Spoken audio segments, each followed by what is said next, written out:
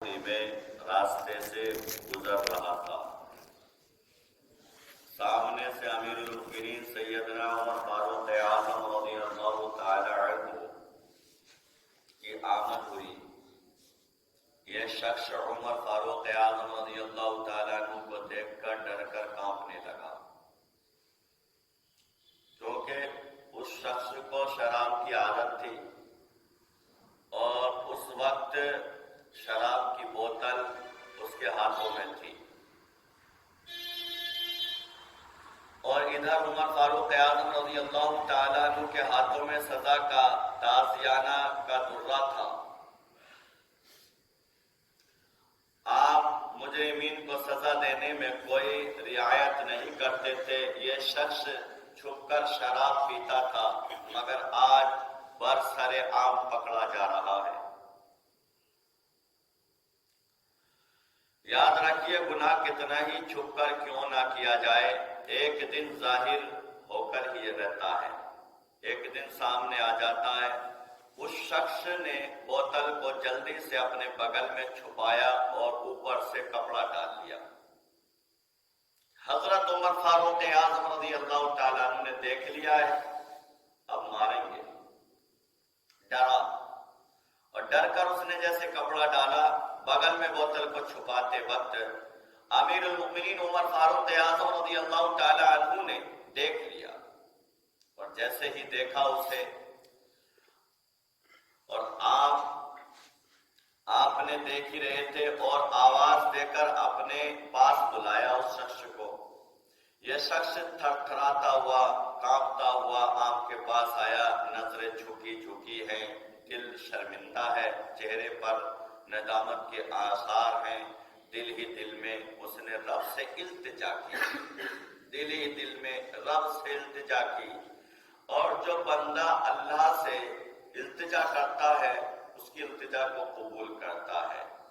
میرا بندہ مجھ سے کیا مانگ رہا ہے، کیا پوچھ رہا ہے، رب جانتا ہے، پر یہ بندہ آج ہے عمر فاروق اعظم رضی اللہ تعالیٰ عنہ سے ڈر رہا تھا، اور تھر تھراتا ہوا، کانپتا ہوا، نظریں جھکی ہوئی، دل شرمندہ ہے، چہرے پر ندامت کے آثار ہیں، دل ہی دل میں اس نے رب سے التجا کی، اے میرے اللہ، اے میرے اللہ، برسوں سے میری لاج رکھی اور میرے اس گناہ کی پردہ پوشی کی، مگر آج پتہ نہیں نظر عمر سے اپنے آپ کو بچاؤں گا یا نہیں بچاؤں گا، بچاؤں گا یا نہیں بچاؤں گا۔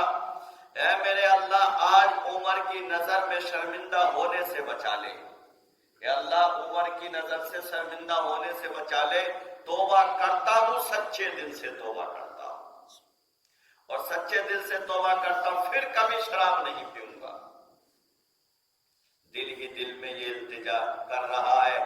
ادھر عمر فاروق اعظم رضی اللہ تعالیٰ عنہ نے کہا کہ یہ بغل میں تم نے کیا دبا رکھا ہے، بغل میں جو دبا رکھا ہے یہ کیا دبا رکھا ہے؟ اس نے کہا کہ بوتل۔ آپ نے پوچھا کہ اس بوتل میں کیا ہے؟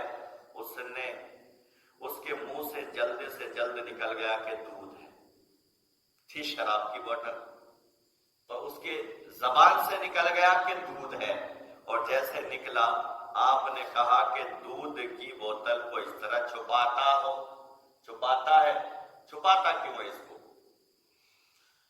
اب وہ کیسے بتائے کہ چھپانے کی وجہ کیا ہے؟ پھر آپ نے کہا کہ چل دکھا۔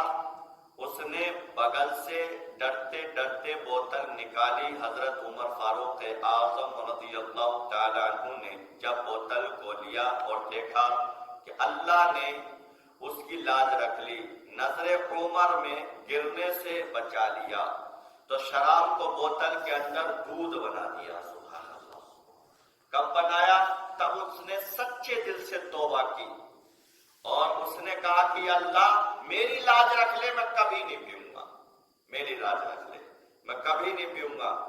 حضرت عمر فاروق اعظم رضی اللہ تعالیٰ عنہ نے بوتل واپس کر دی، لے جا۔ تو مزے آ گئے، بچ گئے عمر فاروق اعظم کے سزا دینے سے بھی بچ گئے اور شرمندہ ہونے سے بھی بچ گئے۔ یہ کس نے بچایا؟ اللہ نے بچایا۔ اللہ نے سچے دل سے پکارا، دنیا کے بازاروں میں ٹوٹے ہوئے آئینے کی کوئی قیمت نہیں ہوتی، لیکن اللہ کے یہاں اگر رب کی بارگاہ میں التجا کی جائے تو ٹوٹے ہوئے دلوں کی جلدی سنی جاتی ہے۔ مدینے والے کا وہ بازار ہے کہ وہاں پر ٹوٹے ہوئے دلوں کی جلدی سنی جاتی ہے۔ آقا محمد مصطفیٰ روتے ہوئے کو سینے سے لگا لیتے تھے۔ سبحان اللہ۔ آقا شہنشاہ ذی وقار مدینے کے تاجدار کے یہ غلام تھے حضرت عمر فاروق اعظم۔ تو آپ یہ سماعت کریں کہ دودھ کو دہی بناتے ہوئے آپ نے دیکھا ہوگا، دودھ کو دہی بناتے ہوئے آپ نے دیکھا ہوگا، دہی سے چھاچھ بناتے ہوئے آپ نے دیکھا ہوگا، چھاچھ میں بالائی ڈال کر مسکا نکالتے ہوئے آپ نے دیکھا ہوگا، آپ نے دیکھا ہوگا مسکے سے گھی بناتے ہوئے بھی آپ نے دیکھا ہوگا۔ دیکھتے ہیں، کرتے بھی ہیں، بناتے بھی ہیں۔